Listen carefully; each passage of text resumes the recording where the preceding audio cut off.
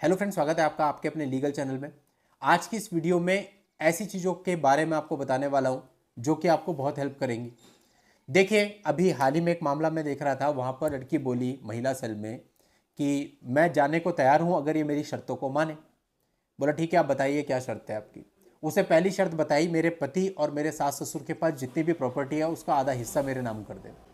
बाकी शर्तें तो जो बताई होंगी, मैं तो पहली शर्त को एक ही शर्त को पढ़ रहा हूँ अभी। अब आप बताइए, किसी की प्रॉपर्टी जो कि शायद आदमी कह सकते हैं आप पूरी जीवन मेहनत करके किसी तरह से खड़ी करता है, बनाता है, वो आधी नाम कर दे इसलिए क्योंकि 2 महीने पहले तुमसे शादी करके गलती हो गई है। तो आप बताइए, क्या ये सही आपको लगता है या किसी को भी सही लग सकता है? क्यों, किस बात से प्रॉपर्टी आपके नाम कर दें? और ये गलत फहमियां पता नहीं क्यों लोगों ने पाली भी हुई हैं। अब धमकियों में भी कई बार इस प्रकार की धमकी मिलती है कि भाई तुम्हारी तो हम आधी प्रॉपर्टी ले लेंगे, तुम्हारी तो हम नौकरी खा जाएंगे, तुम्हारा ऐसा बुरा कर देंगे और तुम्हारा वैसा बुरा कर देंगे।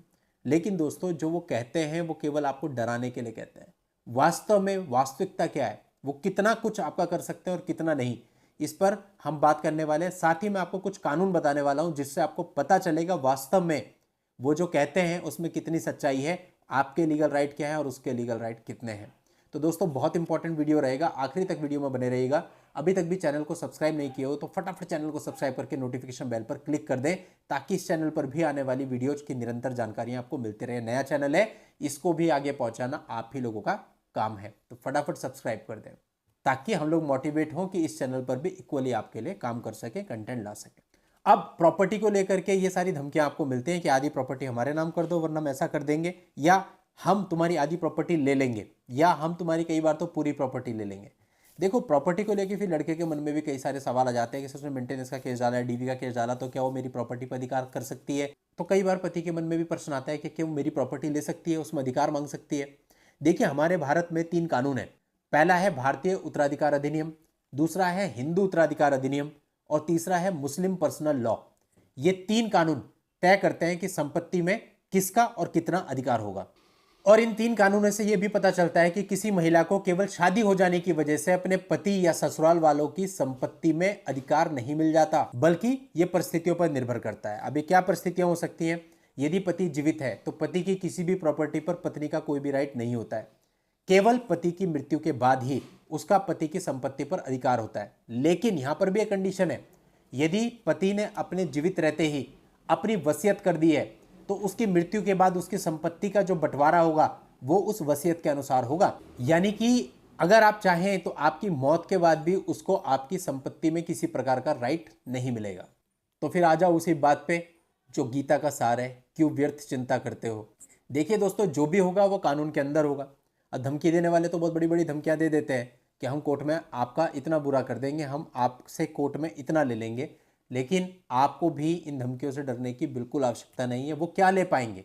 उनको केवल गुजारे भत्ते का राइट है, मेंटेनेंस का राइट है, और उसमें भी बहुत सारे वीडियोज आपके लिए अवेलेबल है। यानी कि वो केवल आपसे मेंटेनेंस का क्लेम ही कर सकती हैं, मेंटेनेंस ही ले सकती हैं, इससे अधिक कुछ भी नहीं मिलता। तो प्रॉपर्टीज में राइट या फिर 50 लाख, 1 करोड़, 2 करोड़, ये केवल किताबों में, बातों में, सपनों में ही अच्छे लगते हैं। और दोस्तों, हमें अपनी लाइफ में प्रैक्टिकल होना चाहिए, चाहे पति हो चाहे पत्नी हो। मामला निपटाना है तो पत्नी को भी रीजनेबल अमाउंट बतानी पड़ेगी, और मामला निपटाना है तो पति को भी इस बात पर आना पड़ेगा कि भाई एक थोड़ा अमाउंट तो मुझे देना ही पड़ेगा। ये नहीं कि बिल्कुल जीरो में मेरा काम चल जाएगा, ऐसा नहीं होता है। प्रैक्टिकल नहीं हो ना जी, मैं तो 1 रुपया भी नहीं दूंगा, मैं तो जेल चला जाऊंगा। इस तरह के बहुत लोग हैं, वो पहले जेल जाते हैं बाद में पैसे देते हैं। तो भाई ऐसा बिल्कुल भी मत करो, ये प्रैक्टिकल बातें नहीं है। झंडा झंडा लेके नारे लगाने से कुछ नहीं होता। जो चीज़ है सो है। लेकिन हाँ, इतना है कि किसी को इतना अधिकार मत दो, इतनी लिबर्टी मत दो कि वो आपका एक्सटॉर्शन करने लग जाए। कोई आपसे कहता है 10 लाख दे दो, आपकी कैपेसिटी 2 लाख की है, तो कोई ज़रूरत नहीं है 10 लाख देने की। हाँ, लेकिन इतना सोचो कि भाई देखो, बच्चा अपना है, पत्नी अपनी है, और इन चीज़ों से अपने को बाहर भी निकलना है। अब आदमी क्या करता है? मूर्खता करता है कहीं ना कहीं। वो क्या कर रहा है? वो कहता है कि ना, मैं तो 1 रुपया भी नहीं दूंगा। 10 साल केस लड़ लेता है, 10-15 लाख रुपए उसमें बर्बाद कर देता है। उससे अच्छा ये नहीं होता कि 2 लाख रुपए पकड़ा के थोड़ा सा अमाउंट अपना बाहर आ जाओ। तो कहने का मतलब है कि आपको प्रैक्टिकल रहना है। अगर आप प्रैक्टिकल हो तो रिलीफ है, प्रैक्टिकल नहीं हो तो जिंदगी खराब कर लोगे अपने हाथों से अपनी। तो किसी को भी ब्लाइंडली फॉलो करने की जरूरत नहीं है। खुद से सोचो कि क्या आपके लिए सही है और फिर करो। चलिए दोस्तों, आज के इस वीडियो में इतना ही। नेक्स्ट वीडियो में नई जानकारी के साथ मैं आपसे फिर मिलता हूं। तब तक के लिए good bye and thank you for watching. Take care.